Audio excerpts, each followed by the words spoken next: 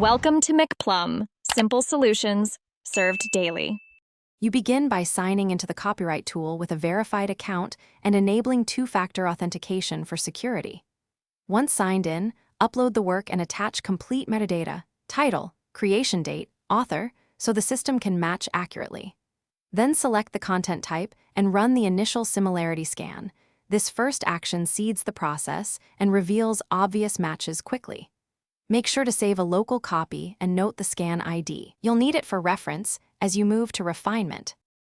Once the scan returns results, you must carefully review automated matches and filter them by confidence level and date ranges to focus on relevant hits. Add supporting evidence such as registration certificates, original source files, and timestamp drafts to strengthen your position.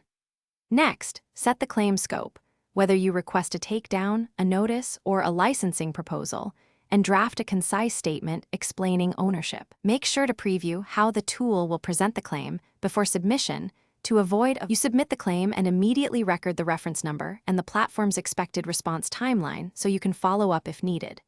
Then monitor the case dashboard daily, logging all communications, counterclaims, and disputed items. Timely responses can change outcomes.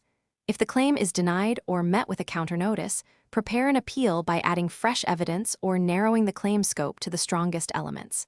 Quick tip: if automated metadata fails, re-upload a verified PDF or notarized file as a troubleshooting step.